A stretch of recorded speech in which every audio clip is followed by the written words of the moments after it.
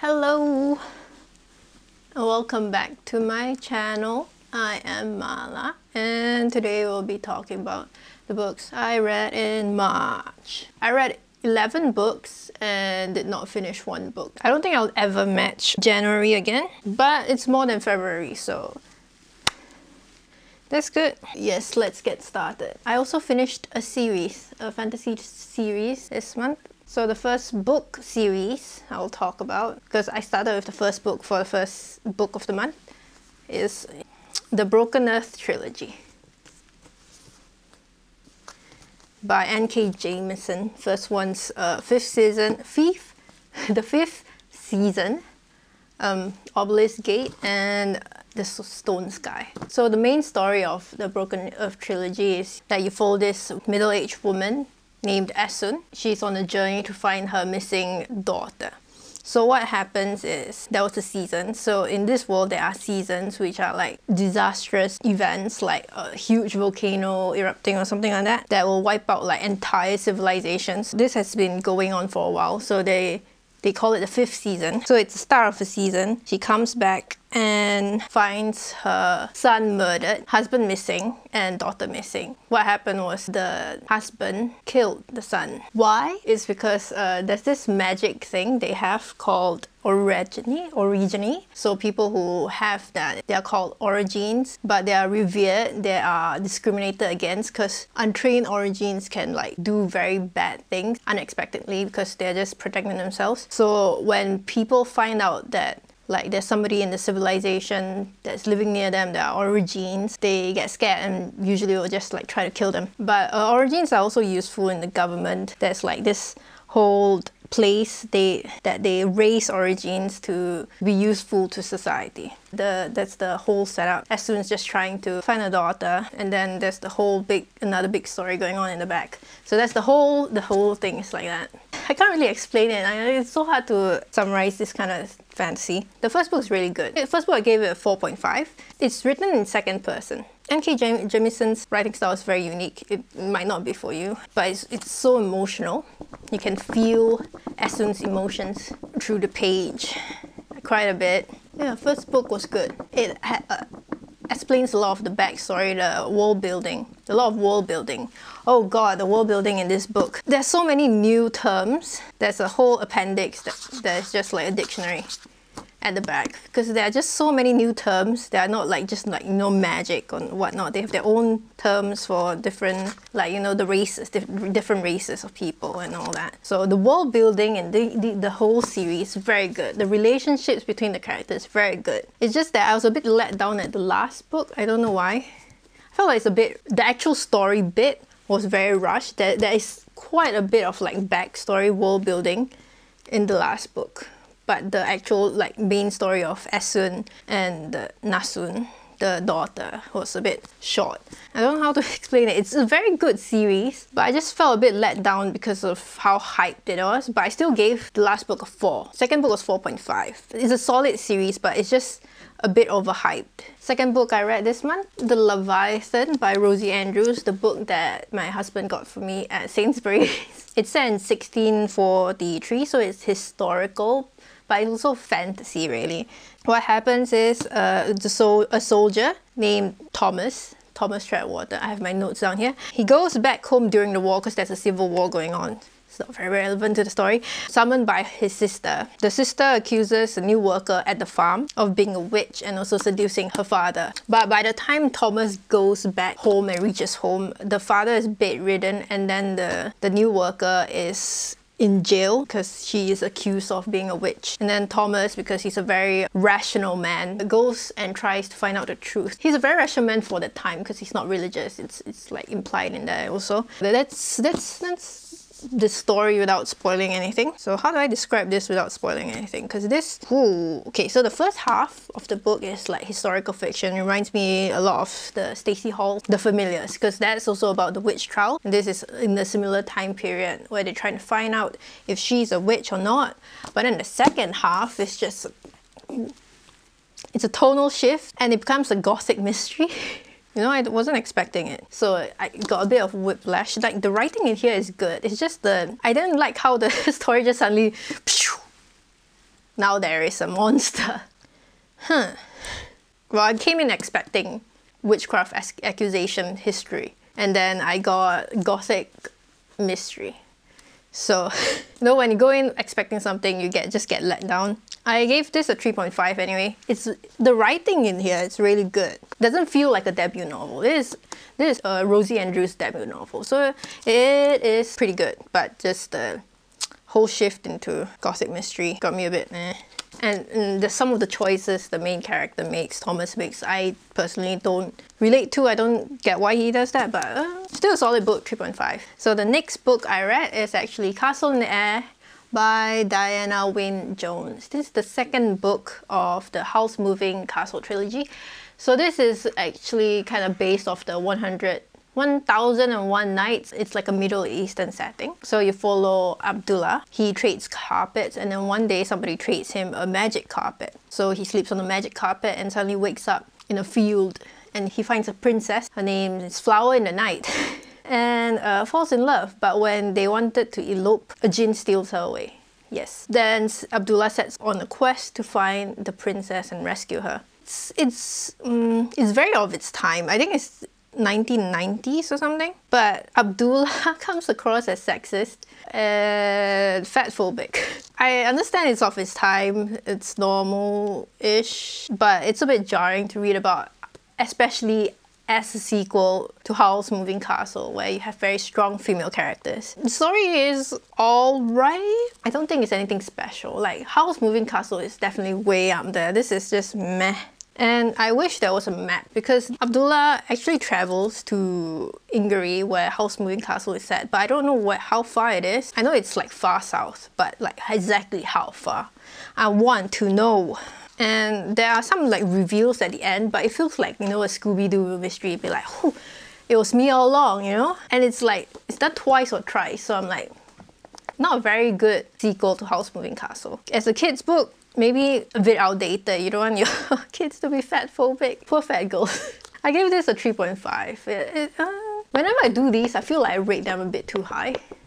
But kinda enjoyed it.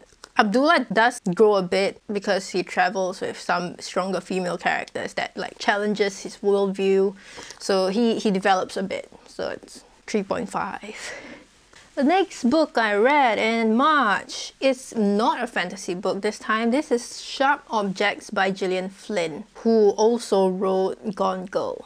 So this is her debut novel, so this came first. So in this, you follow a journalist, Camille. She goes back to her hometown in Missouri to cover a crime, because it's like a small-time murder mystery. So in which two young girls are abducted and killed. They're found with all their teeth missing. So you slowly uncover her past, why she didn't want to go back, her family dynamics, and the mystery behind the crime. This is disturbing, even more than Gone Girl. Gone Girl wasn't that disturbing. This one was stuck with me for a bit. It's told in Camille's point of view. You can tell at the start, in the first few chapters, that she's not quite right up there. So then you find out why she's like that, and then you find out her mother's doings, and it's really good. Like, the characters here are quite complex. A lot of things happen, but page turner. I think there is also a TV series based on this. I think Amy Adams stars, and it also did quite well. That's all I can say about it without spoiling anything, because it is a mystery thriller, so I don't want to spoil anything. Give it a 4. Really good read. 4. Really good read. My standards are a bit high. I try to alternate between genres so I don't get too bored. Another fantasy. This is Malice by John Gwynne. John Gwynne's debut novel. Yes, so this is set in the Banished Lands, where once there was a war between humans and giants, and now there's a period of peace, but it's now shattered because the prophecy is coming true. You're mainly following a young boy named Corbin. So he is trying to become a warrior, because like in his small town, everybody becomes a warrior at a certain age, so you mainly follow him and his journey to become a warrior. But also it's multiple point of view, so you see a lot of different points of view of different people of the different kingdoms. I started reading this, I was so confused because every other chapter it skips to another person, another place, and I'm like, where is this? Let me consult the map at the front.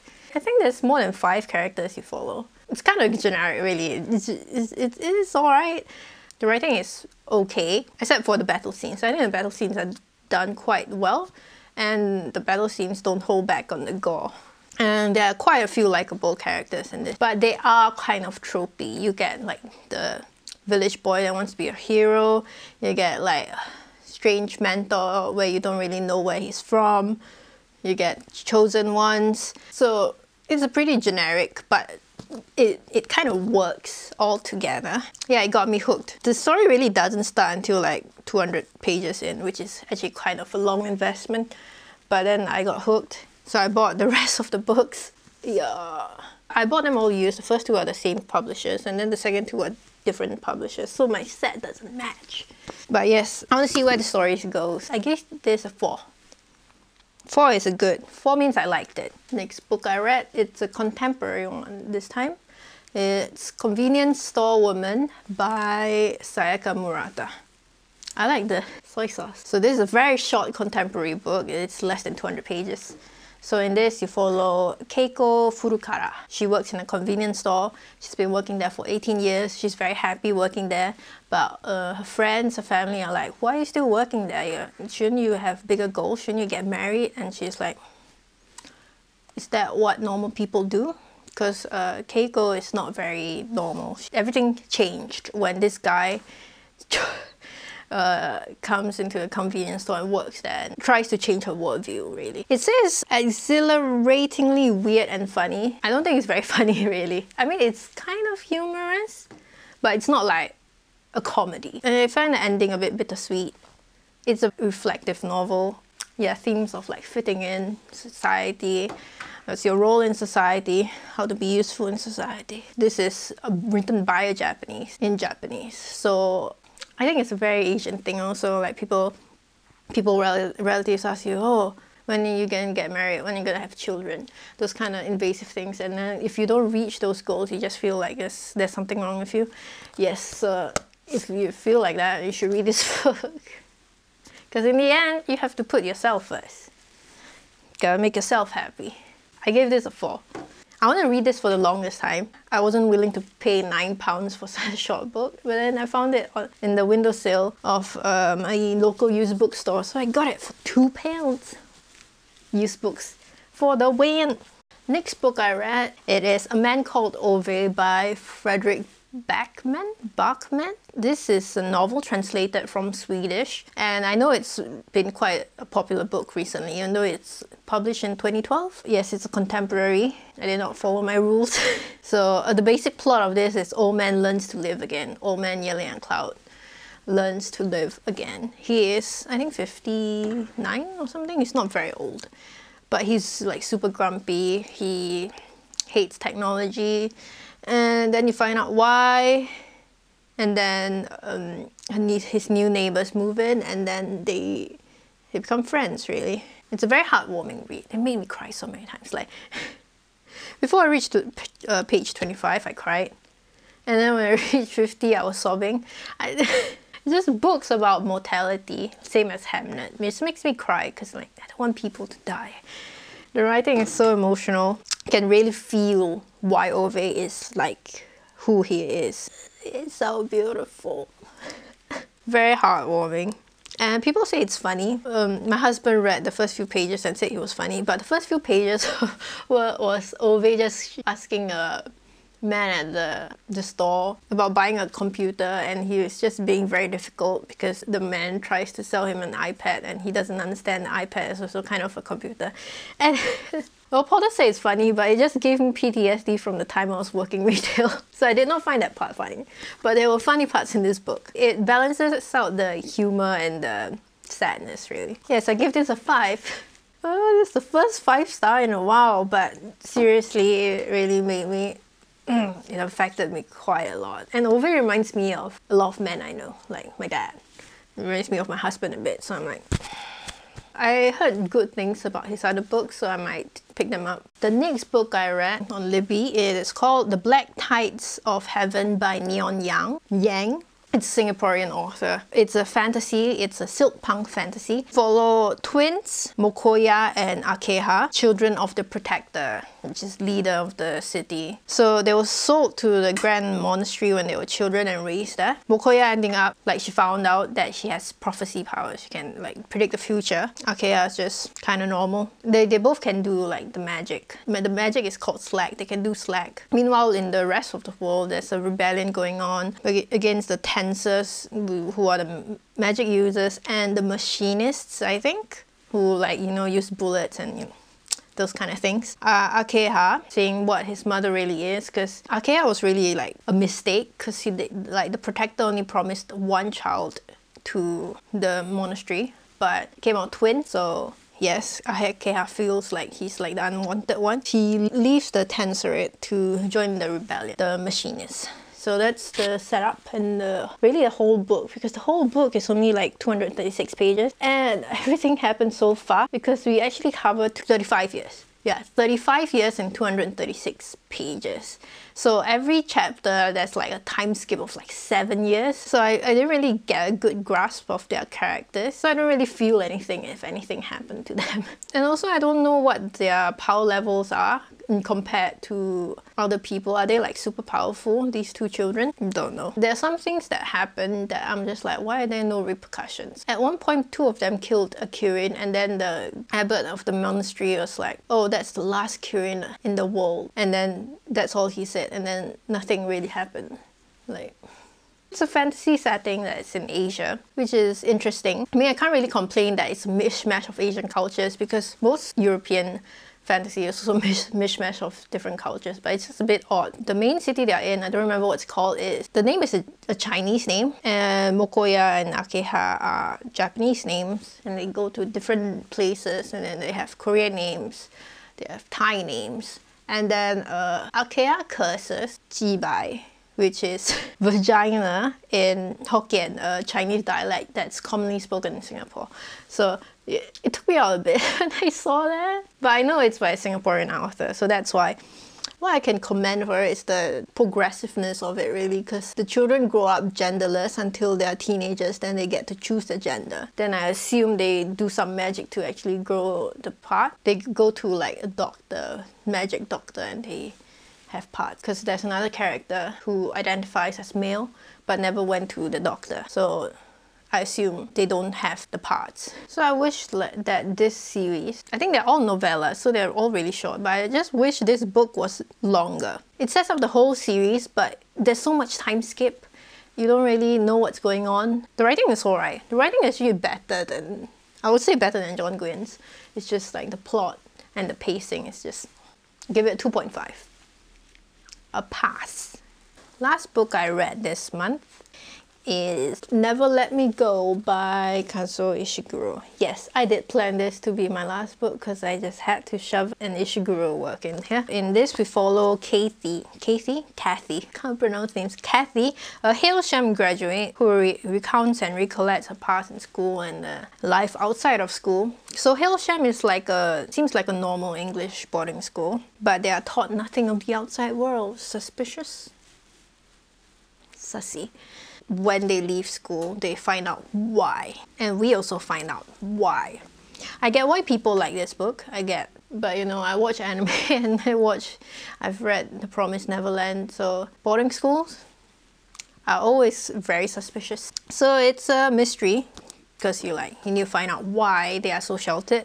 And it's also a coming of age story. There's a lot of Kathy and her friend Tommy and Ruth, see how their friendship goes and as they grow up. And boy, I hated Ruth so much, because it just Ruth was such an annoying person, but I understand there are people like that in real life, because I know people like that in real life. But boy, it got me a bit mad reading this.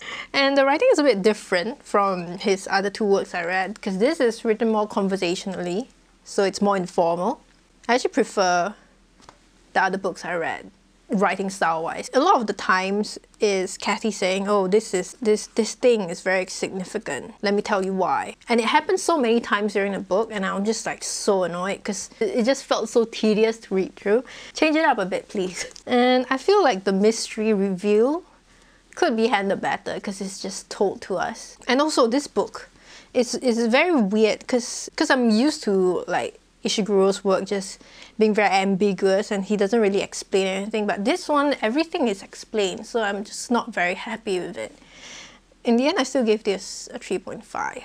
So we're on to the book that I did not finish, and with much regret I have to say that I did not finish The Color of Magic by Terry Pratchett. This is the first book he's ever written in the Discworld universe, and it's first in the Wynne series. So I read like halfway, no actually 79 pages of it.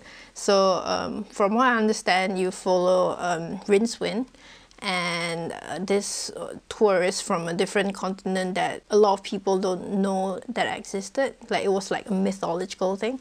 And this tourist has a chest that walks, and also he's an insurance agent, and he says he doesn't have a lot of money, but what his money is worth in this continent that Wynne is on is a lot of money. Like, the gold they have is solid gold, while the gold pieces in Wynne's continent is like some alloyed gold. So the currency exchange is very unfamiliar. And yeah, I only read out 79 because I felt it was so tedious to read through. I think it's because it's the first book in the Discworld universe, and then Terry Pratchett's trying to set out everything, because there are so many characters that come in. Like, Death comes in here, and he doesn't have much relevance, I think. But I think there's the Thieves Guild also gets introduced here.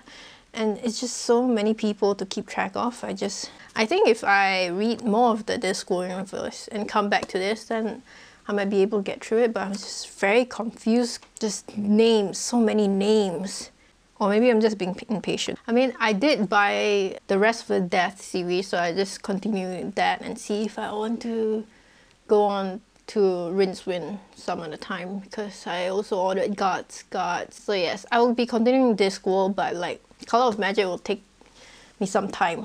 So that is what I read in the month of March. 10 plus 1 did not finish. Mostly fantasy with a bit of contemporary. April, I'll be trying to finish up the books I have again. I have been putting off my historical fiction because there's a war going on and I don't want to be reminded of it. I'll try to read what I have, maybe try some more classics again. I haven't read any classics in the month of March. Dracula's just like staring. You can't see it here, but look at it. So I hope you enjoyed this video. Yeah, let me know if you've read the books I've read. Let me know what you think of them. Like, subscribe, leave a comment, and I will see you in the next one. Bye bye.